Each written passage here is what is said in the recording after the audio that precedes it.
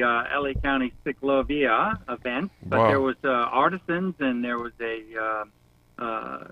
there were lots of food trucks and things like. It was a great event. Absolutely. A lot of people came by and said hi and asked a lot of questions, and it was pretty exciting for that. Got another event I got to do on Saturday. It's in Paris. Local water agencies in the area will host a free water conservation festival on Saturday, and attendees may learn about water use efficiency and conservation. And just so everybody knows, the event it's a family event, so bring your kids. It's from 10 a.m. to 2 p.m. at Big Leagues Dream Sports Park. That's located at 2155 Trumbull Road in Paris, and it's going to be a big event. It's sponsored by the Partners in Water Conservation, which is a coalition of agencies in Western Riverside, and that consists of the U.S. Bureau of Reclamation, California Department of Water Resources, Eastern Municipal Water District, Metropolitan Water District of Southern California, Rancho California Water District, Western Municipal Water District, and Southern California Edison. So it's going to be pretty good.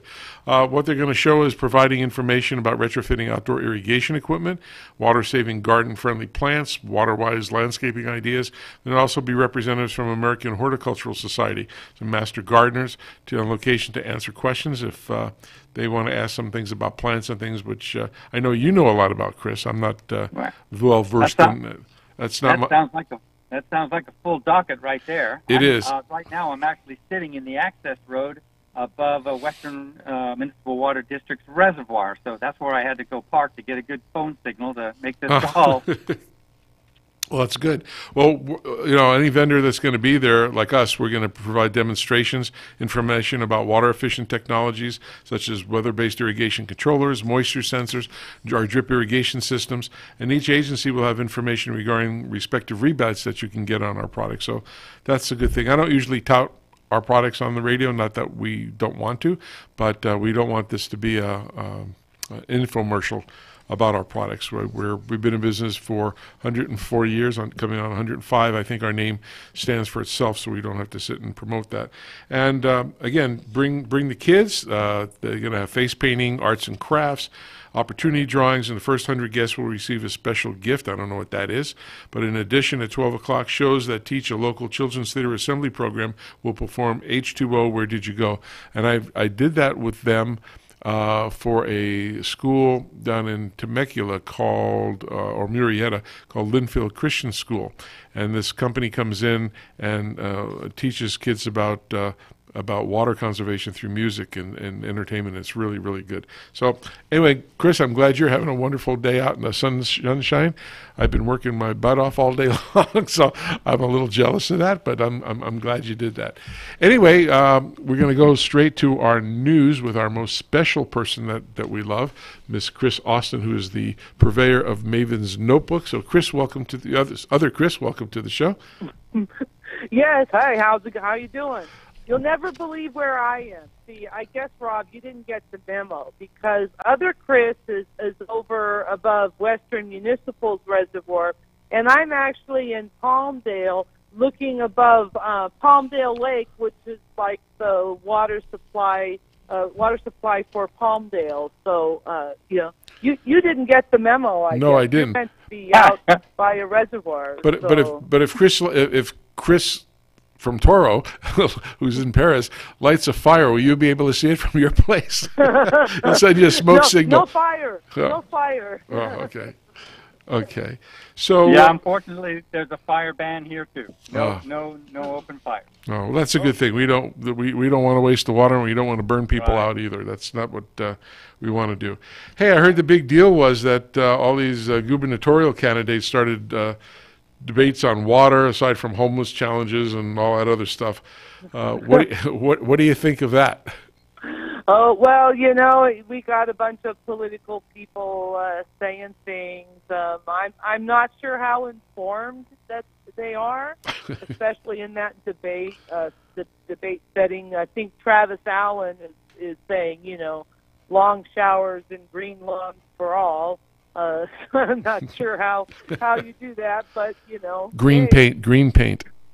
But the very interesting thing will be the Sacramento Bee, Dale Kasler, is doing a series of interviews with each of the candidates individually on water. It's something sponsored by the Water Foundation. So it will be very interesting to see what comes out of those, because those are more in-depth. But, yeah, it's going to be interesting to see what happens with the next governor, because we've had two governors in a row now that have been very active on water, and we may not be so fortunate with the next one. So we will see. Do you think they just came equipped with cliff notes and not really in depth enough to have a conversation? It takes a lot of education to really understand the water stuff, and sometimes the knee-jerk feel-good reactions are the ones that they tend to use. Well, I would have thought the lieutenant governor, since he makes a big deal how much he's he's the steward of water, that he would be the star of the show with all the knowledge being in office for that long. Well, you have to remember, in a debate there was a lot of things that they had to that they were discussing in that debate, not just one thing. And there's a lot of things that these candidates have to address. And right. So, like you say, it's what you say at this point and what you do once you're in office could be some very different things. You think? Yeah, I know. Could that happen? Yeah, that happens. Chris, on the other Chris, what are you seeing? From the standpoint of historical water use, or what the legislators are saying? Yeah. A lot of people who have talked to me, are along the lines of those in the water business, right? The local agencies under Metropolitan and such like that. And of course, as everybody knows, right? Water companies are in the business of selling water, as much water as they can. So open showers and all the stuff that you want to do in green grass. There's a measure of being able to do that, and the hardest thing for the state legislature to do is balance that out. And so it's a challenge every day for them.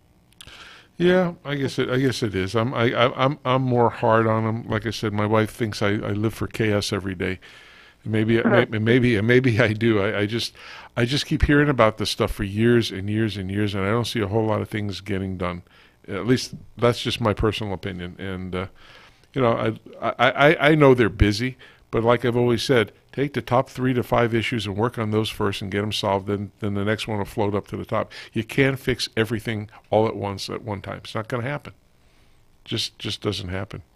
So. Yeah, I know. But there are a lot of efforts going forward, and Chris, maybe you can comment on the California Forward, initiative going on, all the jobs and homes. Yeah, and I thought that was I thought that was really interesting. The California Forward is a group of business people that have come together, business and community groups that have come together to kind of try to work on some of California's economic issues. And they have a sort of an ambitious goal to create 1 million more middle-income jobs, 1 million more homes, because we do have, affordable housing issues, and also 1 million more acre-feet of water per year. And so these groups are working together to, figure out how to make some of these things go forward. Now, when they talk about that 1 million more acre-feet of water, they're not really involved in the tunnels. They're talking about, water recycling, desalination, conservation, those types of things. They're not it's not really tunnel related, I guess I should say. Right. But I thought it's kind of interesting that there are groups out there that are working on these things. They have a program that they have going with the community colleges to help train workers. The businesses are saying these are the kind of skills we need for the workers, and the community colleges are building programs to address those issues, which brings to mind the fact that, in the water industry, there are a lot of people the median age is like 53, I think. I mean, there's a lot of concern about what are we going to do for the workforce. And one of the things that people that are looking for a good job, and I would say a job in a drinking water plant or a wastewater plant would be a very, nice, solid job.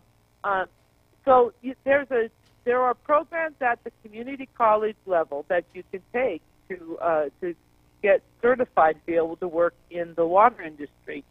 Also, Metropolitan has a apprenticeship program, as does the Department of Water Resources. So, there are ways out there for young people if they're looking for a job. They don't want to take 4, 6, 8 years of college and they want a steady job. There's a need for these people out there. So, the community college, the internship programs, apprenticeship programs, No, I totally think that's awesome. I've always thought even going back further into the high school things with the trade programs and things that they stopped. I wish they would. I wish they'd re-up those things. And you're right. There's plenty of jobs in water. It's almost like the medical field. You know, with all this, it's a great business to be in. I mean, like you said, for wastewater treatment, for purifying water, for delivery of water, for backflow. I mean, it's a real good business that pays very well. And you're right. And it's solid. I mean, the city doesn't go, we have some budget problems, so this year we're only going to process 1 billion gallons of sewage, and that's it. Right. Okay, they don't have that option. No.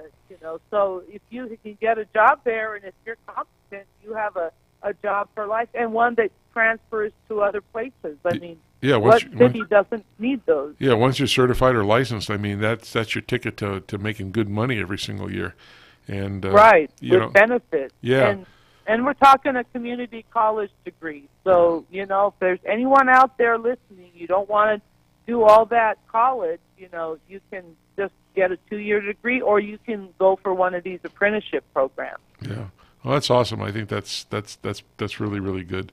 Hey, I hear that the Oroville Dam they're talking about without Department of Water Resources. Is it a possibility to abolish the Stewardship Council? Oh, well, actually, those are sort of two different stories that you have wrapped up there.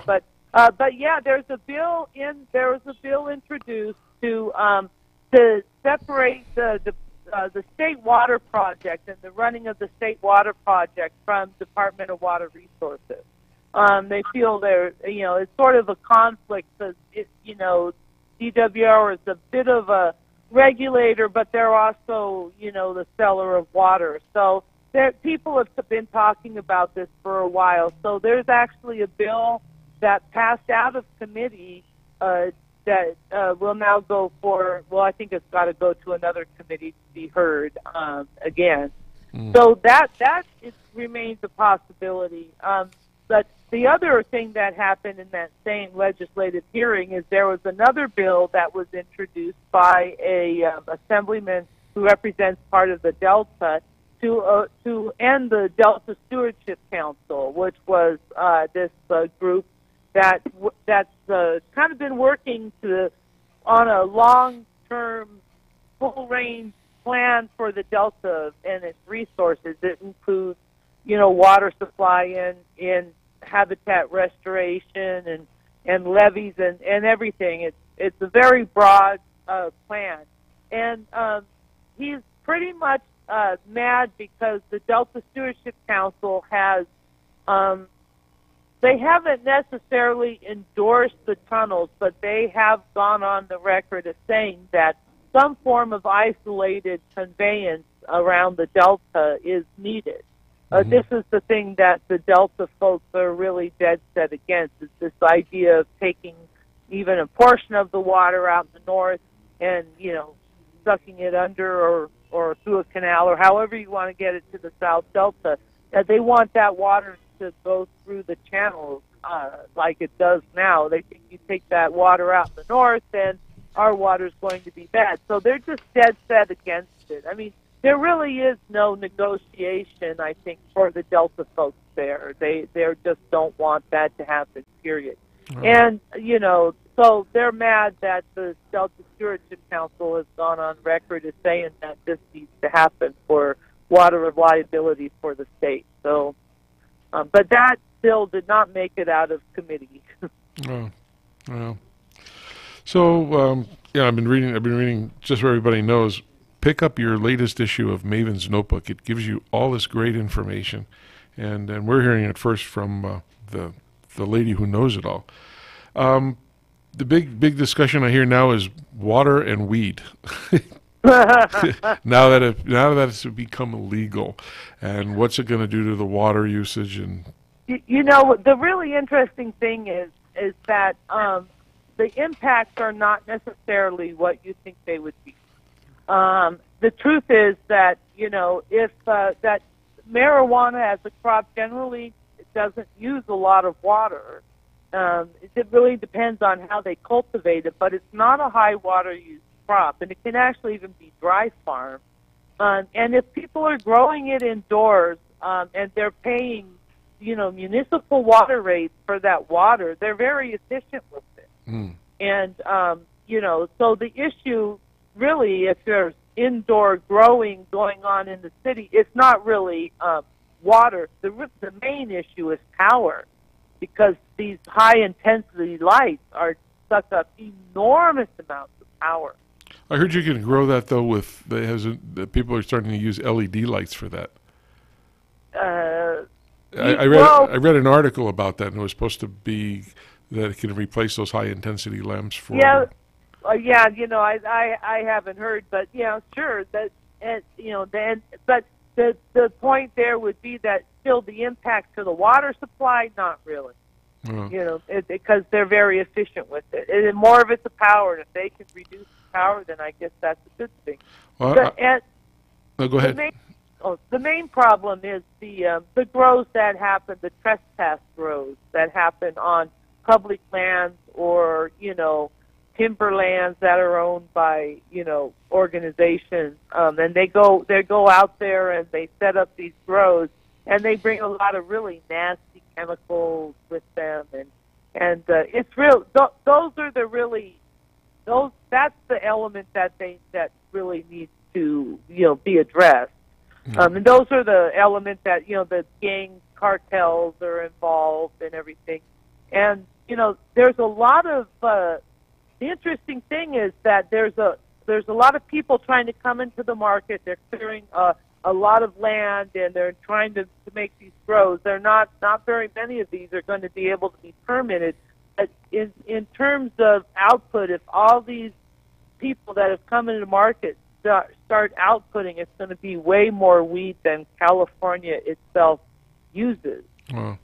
And export is only going to go so long as other states continue to legalize themselves. So. Well, I don't partake in using the cannabis, but I always heard that people get the munchies and they get thirsty from smoking that. But you made a good point, though, with the chemicals. Now that we made it legal, I'm far from being an expert in what they did to make it legal. But did anybody, looked into the possibility that if they're treating these or keeping chemicals on these things, and then people smoke the stuff or cook it, that they can get sick? I have no idea. I mean, I'm sure that's something to be considered. Yeah. I mean, I never thought about that until you brought the stuff up about the chemicals, and I was thinking, it's like this E. coli thing with the lettuce that's going around right now. Oh yeah. I mean, they said 84 people were sick, and 40-something were hospitalized for that, and somebody's having kidney failure because of it. From you, and I guess they traced it back to Yuma, Arizona. So I freak out about stuff like that. If somebody's buying this stuff and they treat it with chemicals, and I don't know if these people who are cultivating this stuff or putting it together is worrying about, does it have any chemical adverse reactions to people? Who knows? Yeah, well, I know. I don't know. Wow. We need a study. Huh. Unbelievable. Let's see. Oh, do you know anything about? Somebody was mentioning me to you the other day about legislation, Senate Bill 623, which is supposed to be for this water, the first ever water tax? Oh, the water tax. Yeah, I was trying to think if this is the conservation one or the water tax. Yeah, the water tax. This is, I think, this is now a Senate, governor's trailer bill, and people are not happy about that.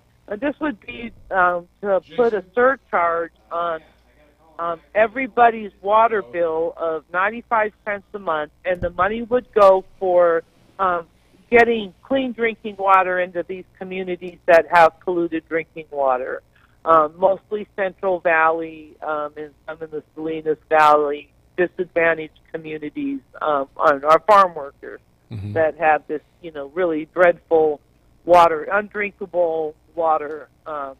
And so, but there's a lot of opposition to it, primarily by the water agencies who don't want to be a tax collector. Right. And aren't these smaller places for water? So then they're not all connected to each other. Is that going to be an issue too, or?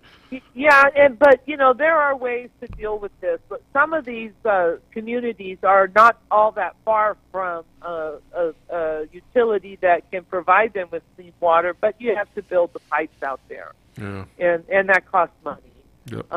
And for some that are so remote, there are, they've been looking at point of use filtration. So, maybe you put something under the sink, that, something stronger than what you buy at Home Depot. Yeah. A system that goes into those houses. I mean, there are ways that they're looking at doing this.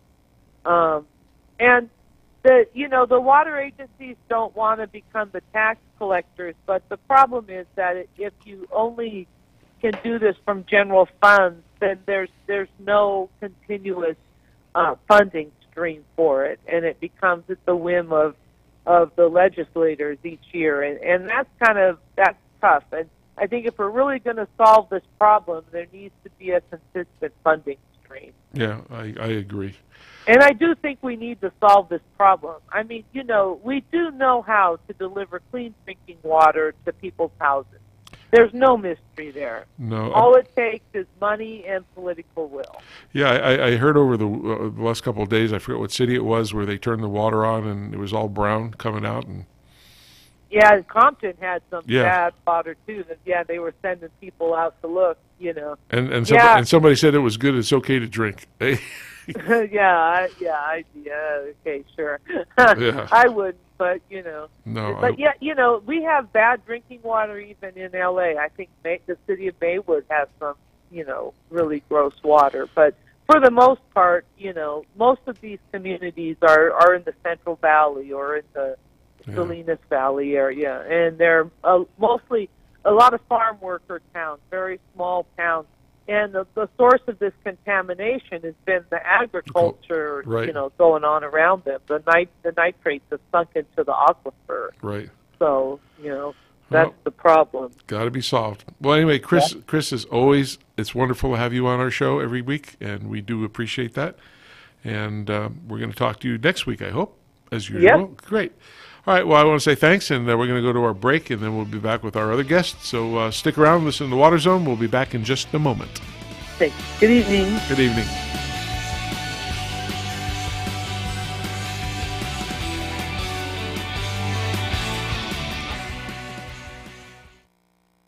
Did you know that an irrigation system that has a leak of just 1/32 of an inch in diameter, that's the thickness of a dime, wastes 6,300 gallons of water per month or 75,000 gallons per year? Well, with more solvent cement experience than anyone on the planet, Weldon formulates their products not just to meet a standard, but to exceed it. Weldon products are designed to provide even greater safety margins, often able to make up for common mistakes or less than ideal installation conditions, reducing the chance for leaks and costly callbacks. Weldon's invention of solvent cement over 60 years ago revolutionized the piping industry. From day one, Weldon has led the industry with their broad range of high-performing solvent cements, primers, and cleaners, bringing unique solutions to professional contractors and homeowners. Along the way, Weldon has earned the loyalty of millions of professional contractors who trust their products and depend on their outstanding customer service, live technical hotline, troubleshooting services, and free training. And because they care about the environment, Weldon was the first manufacturer to develop and offer a complete line of low VOC cements. Their hottest formulation is Weldon 750 Hot Weld, a one-step, fast-setting blue PVC solvent cement specifically formulated for superior, long-term, trouble-free performance. So whether you're a professional contractor or just a backyard do-it-yourselfer, choose Weldon, the trusted global leader in solvent cements for leak-free plastic piping systems. To learn more about their complete line of products or technical training, visit the web at www.weldon.com or call their technical service hotline at 877-477-8327.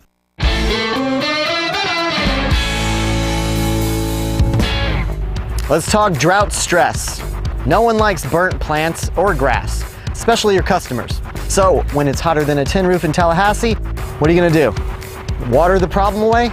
Not only does that abuse a vital resource, it's illegal in many cities. Here's a quick and easy solve that won't get you in trouble with Mother Nature or Johnny Law.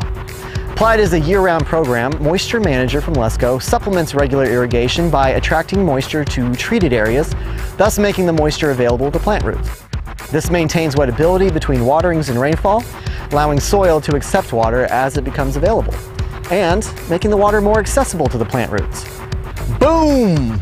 More green, less watering, and a great new reason to see your customers on a recurring basis. With Lesco Moisture Manager and Site 1, high heat is no sweat.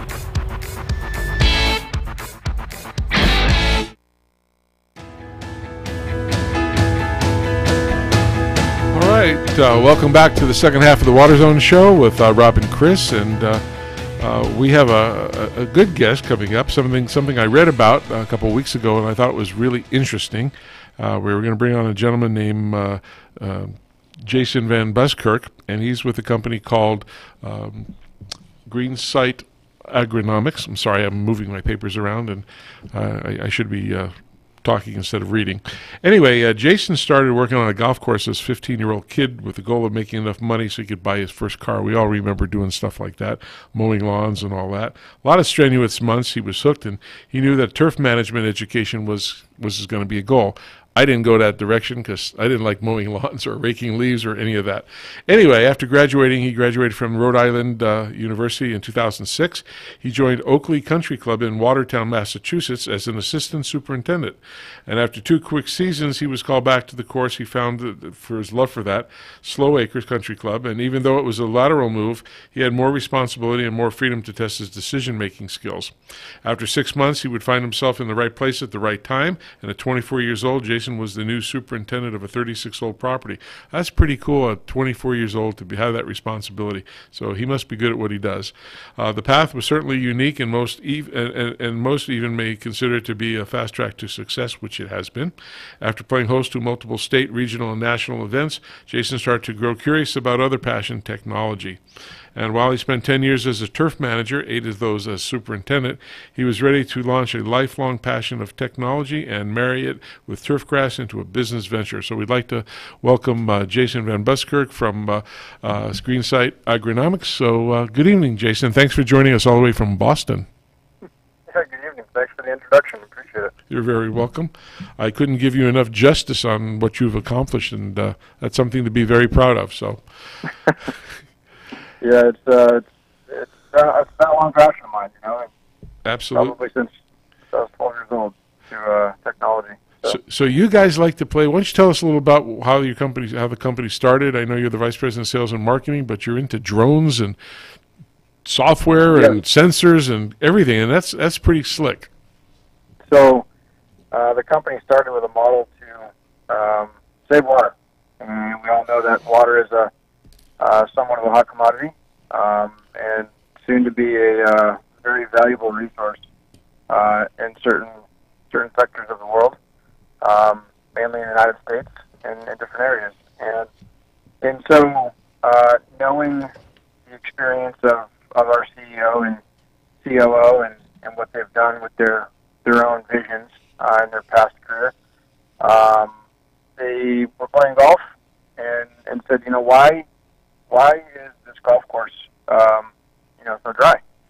And how do we improve this environment for the actual customer? And they saw a business opportunity, like anybody that has a business opportunity or an idea. They're serial entrepreneurs in a sense, and so let's take our drone technology and our drone experience and build a hardware/software for this environment. And then they started saying, well, we can branch this out to wineries, vineyards, and crop farms and tree farms and various likes of that behavior.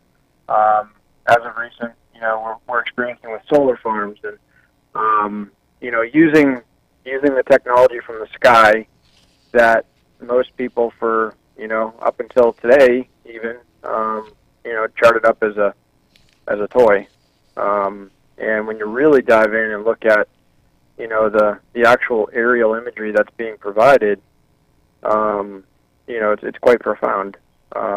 Especially with coming from somebody that has the experience on a golf course that I do. I immediately found it very fascinating and intricate, and a lot of fun. So and these drone. I'm sorry. Go ahead, Chris. No, I was just going to say, Jason, hi, this is Chris. Welcome to the show. Like Thank you, I started off on the business end of a shovel, right, many years ago. So just can you tell us just from the timeline standpoint, from how long it's been since the days in your in saving for your car to where you are today? Yeah. So, I graduated high school in 1998, and I graduated college in 2002. So I was saving for my car, when I was 15, and here we are almost 20 years later, where I'm, sitting in the seat of managing sales and marketing for a drone company. I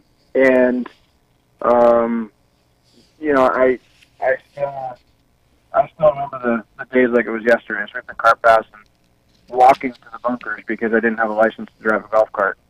So, when I get on the phone or I sit down face to face with a superintendent and I say, I know what you do, or I know where you've been, and I know what it takes to actually manage your property, and how we're going to actually help you do that.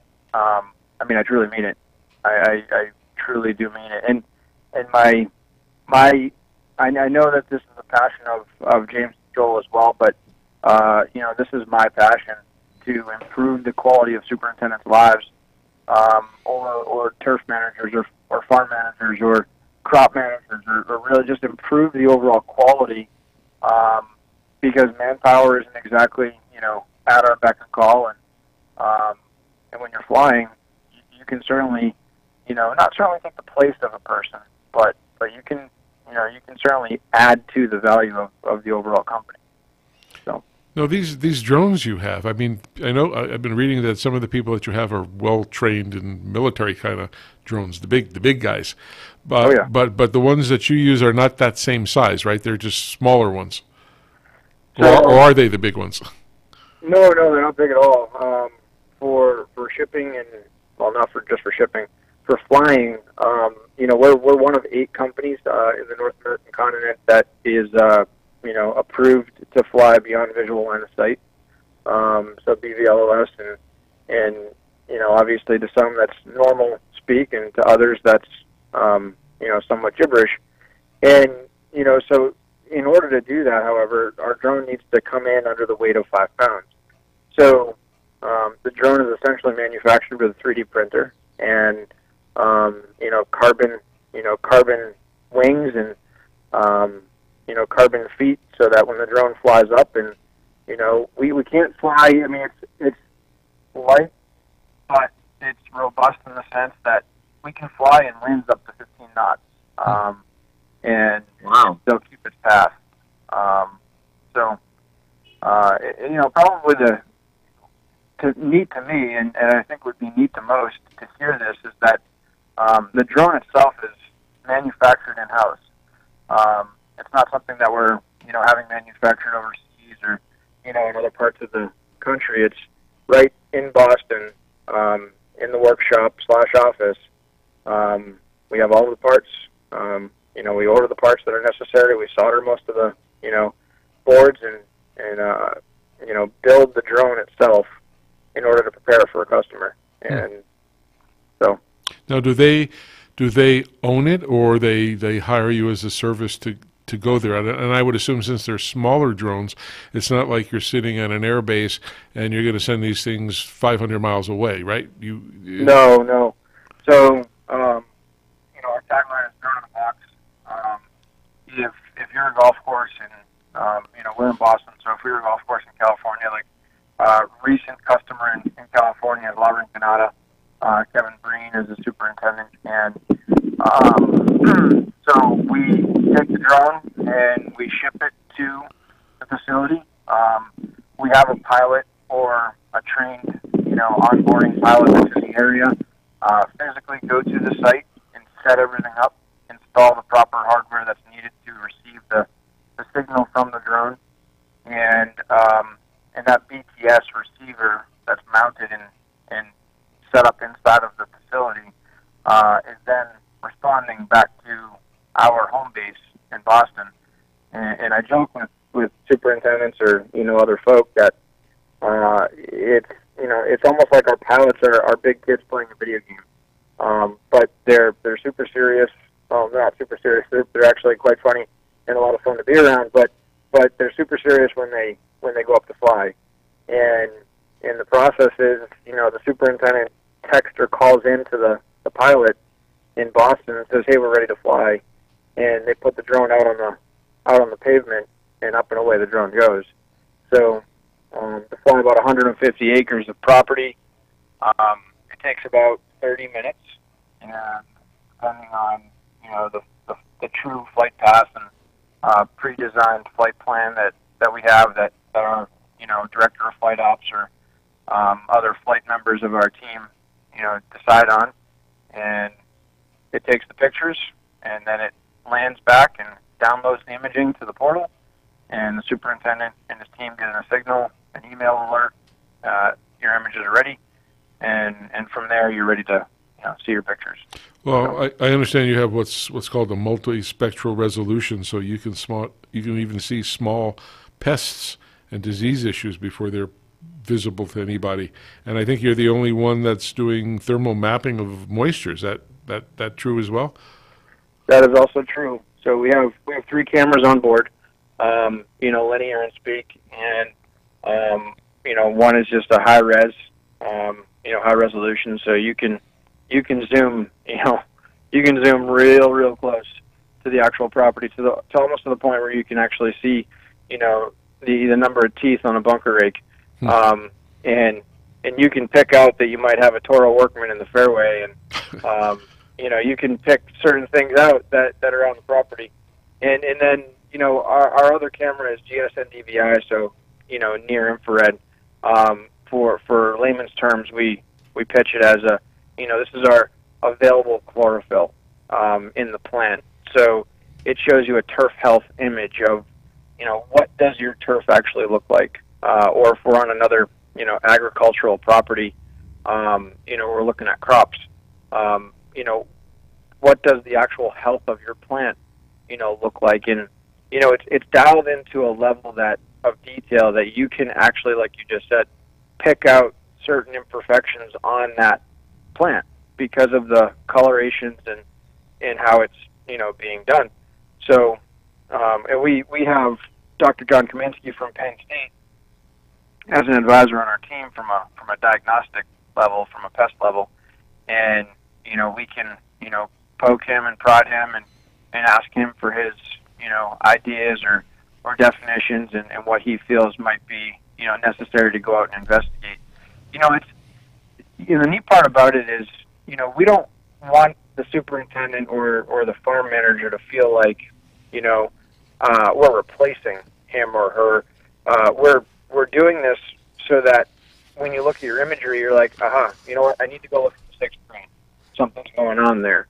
Or I need to go look at crop Y and field 3 because something's going on there, and it sends alerts or bells and whistles.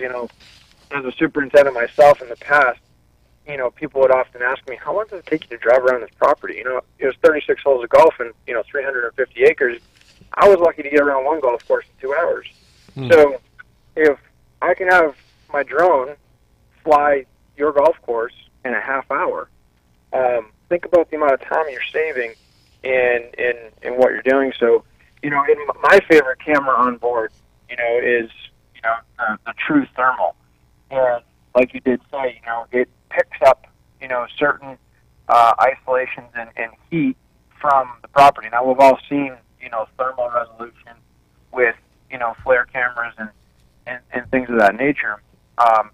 But as like I said, past superintendent, when I fly the property with the drone and I can see variations on your property that are, emitting, surface temperature variation, I actually tell superintendents to use this imagery and turn it into a game of color. So let's not focus on what does our property look like from a moisture level, what are the numbers like. Let's not get too dialed in and detailed with that level of analytics. Let's take this color map now, and if our fairways are running pure and where we want them, and they're a hint of orange on our thermal map, well then let's leave them a hint of orange, and let's play a game. Let's turn our fairways up with irrigation if we want to slow them down, and let's turn them down if we want to speed them up, or greens for that matter. So, it's really neat because our greens are blue if they're cooled off, and our greens are red. Guess what? If they're hot. So, it's when I show superintendents the thermal map, it's like, okay, I get it. Yeah. I need your service. How high does the drone have to be able to pick all of that up? Is it 500 feet, 100 feet, 2,000 feet? I mean, it's 400 feet. Okay. Typically speaking. Now, ideally we like to fly at 400 feet. If you're wanting to be a little bit more dialed in, we can fly a little lower. But for, flight requirement, it's like, okay, don't fly much lower than 200 feet for safety. Don't fly any higher than 400 feet for safety. So there's not a huge zone of wiggle room, and we like to try and just be a bird in the sky. We don't want to be this. It's not loud, but if it's flying overhead, you can hear. At 200 feet, you can hear a buzz. So. Well, none of these let me do it the other way. None of these farmer owners tell the pilot to fly back to their house and see what's happening with the wife, or you never get those kind of things, right? No. You're legitimate. In fact, I'm glad you touch on that, because I'll spin it and talk a little bit about safety and privacy.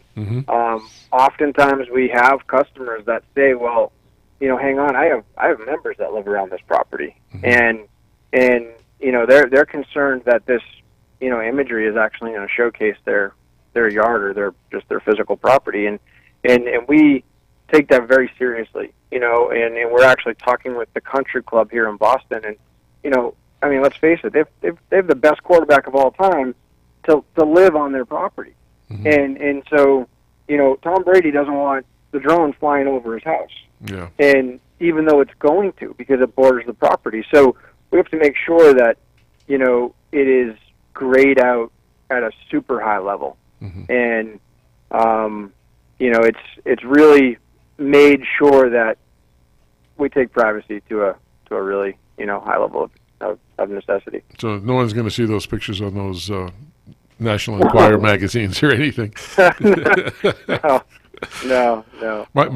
We had a neighbor, and we were sitting out by our pool last summer, and all of a sudden my wife says, "What's that?" And we look up, and I guess they bought their kid a drone, and it was flying over our property. My wife was trying to find something to knock it down, but we didn't have anything to do that. She got worried about it. So you have some new, some great technology, from what I understand, from software things, and then you have what's called an ET map, which is, for our listeners, is evapotranspiration maps, and it helps manage irrigation like nothing else, from what I hear. How does that work? And then you can actually see, you send the information to somebody's cell phone even, right? so they can Yeah, manage that. Right. So, you know, with the wonderful partnership and investment from Toro physically, we're going to be embedding our mapping in the physical irrigation controller. So the Toro Link system will host that imagery, so that let's say we're going to put the golf course to bed at night. We want to see that physical data image. We can overlay that with an irrigation map and say, okay, you know what? I want to turn this up, or I want to turn this down, or I want to run greens for a little longer because of what my map showed me at my 2 o'clock flight. And like I was saying to you, previous, we're still in the method of figuring out from an analytical level of here's the actual data, here's your actual numbers in front of you, to be able to water based on your ET, because let's face it, there's a lot of science that needs to go into that, and a lot of physical ground moisture, being able to shoot from the sky. So, and there's still a lot of, like I said to you before, I don't want superintendents to feel like our drone's going to replace them, because managing grass or managing crops, period, it's an art form. Right. Some guys like their fairways to be red on our thermal map or our ET map. Other guys like their fairways to be pure green and in a slight tinge of blue, and that's what their membership desires. So it's difficult in that sense. And I oftentimes tell guys to, let's turn this into a game of color, and not necessarily a game of numbers. Right. So the farmers and or a golf course, I mean, I know what our links system does, but how often does then the drone have to fly?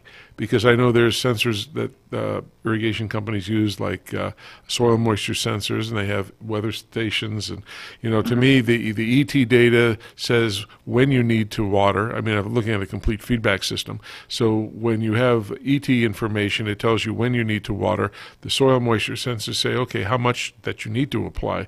So having that and then incorporating that with the drone technology and your thermal imaging, how often do you have to fly that to get the information? Is it once a day, once a week, once a month, or how does that work, and how do you package that to your customers? So that's a great question. I mean, ideally, I oftentimes tell customers that twice a day, so 2 a days. Let's fly once in the morning, and then let's fly again, in the afternoon, mid-sun. So sun time is high and dry, just after lunchtime, or right before, between dusk and lunchtime. And so let's fly again, and then, take a half hour to fly the property and figure out what the hot points are, your pain points even. And so we fly every day, twice a day, to get as much data. I mean, images, pictures, colors. We have math scientists on our team, image processing scientists. One of our guys, his official title is a computer. I think is a computer visionary, where he writes math equations for pictures. So when the pictures come back to process, what is that picture telling the end customer, the end user? So it's really intricate. I mean, it's more intricate than most people even give it credit for. And so, not to be too long-winded on the answer, but we fly twice a day if the customer desires. We tell customers, let's fly in the morning to during dew. Let's try and search for disease, because we all know that disease is more prevalent during dew formations and right. Early morning rise. And then let's fly again in the afternoon, because we're going to pick out different variations, different pain points on the property that you didn't see in the morning. Mm-hmm. And so your pictures are now becoming another data set in your arsenal to then manage your property at a more intricate level. Like, and I say this, slightly joking, slightly not, what we're doing isn't really that necessary. 20 years ago, you managed your property just fine without a drone or without this science or this technology.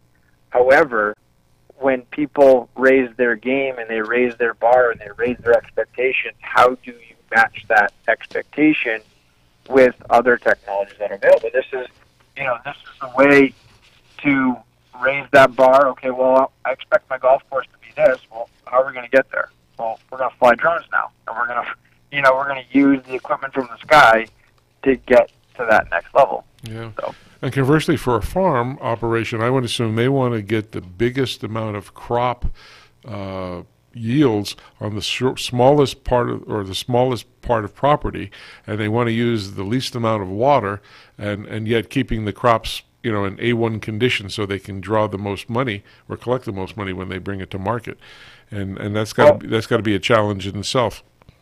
Well, it's funny that you mentioned. I say this to superintendents all the time, that farmers are 10 years ahead of you guys. And superintendents consider themselves to be like cream of the crop, like, hey, we're the best, we're managing, grass to a super high standard.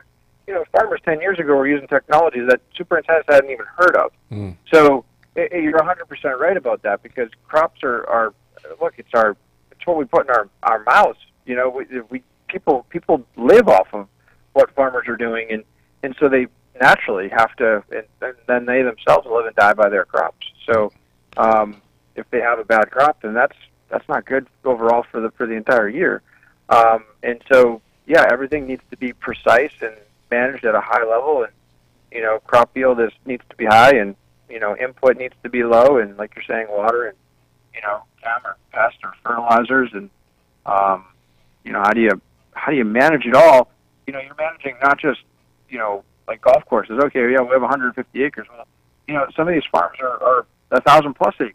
Right. And how do you manage that? I'd like to ask a question of you, because this is, all this stuff is great, and I'm sure there's a learning curve to it. So what is the average uptake for one of your customers to get the benefit? There's a lot of science, there's a lot of data, as you say, and it's a fairly new technology. It is just it's an incremental management tool that folks can use to make their properties better, ag or golf or whatever the circumstance is. I'm just curious, how long does it take one of your average customers to really see the value of the information and what you provide? Well, it's a great question. However, it's somewhat difficult to answer, because not every customer is going to want the same feedback. Right. Some customers are going to want that. Okay, well, how am I going to save water with this drone? Well, it's hard to quantify, because we don't know what the precipitation amount's going to be for that length of season or year, or even some customers want the drone to be better served as a solution for pest management. Right. And so, which is somewhat difficult to answer, because we don't know, theoretically, we don't know what the history is on cultural practice. We don't know what the history is on overall management of the property as a whole. Other golf courses wanted to say, hey, you know what, we just want our golf course to be better. Well, that's in itself kind of difficult or nearly impossible to quantify. So when folks ask me for ROI, I think that's kind of the sense of the question here, is, do you see, here's my short answer. It's going to improve the amount or the quality of your time. So how valuable is your time? And because Good it's becoming it's becoming another assistant from the sky, and it's improving. Like, you can't quantify your own time. Like, I had a superintendent just the other day, and I'll even name him, Scott Pavelko at Bobolink. He physically said, I use a FLIR camera on my iPhone, because we just put bent grass greens down on our property. and or 2 years ago, and we're having a difficult time because it's pure bent grass. We're having a difficult time just seeing the stress on our bent grass greens. So I bought a flare camera for my iPhone, and we were looking at the ET maps and on our imagery, and he was like, "So done. That's it. It just you know how much time you just saved me." Yeah. And so, for him, that's all he wanted. Oh. So, well, James, we're up against our NBC News Hour. We'll probably I'm gonna call you back next week, and we're gonna set up another time to continue because this is really interesting. They can find you at www.greensiteagronomics.com. And just ask for Jason, and he can help you. Jason, I really appreciate you coming on, and we do want to have you back and get in some more detail about this. So, again, on behalf of the Water Zone, Chris and myself, thank you very much. We appreciate it. Well, thanks for having me. I appreciate it, guys. Okay. Everybody, you have a great week, and remember the most important thing to do is think blue. All right. Good night, everybody. We'll talk to you next week. Good night. Thanks for listening. Thank you. KCAA Loma Linda, 1050 AM, 106.5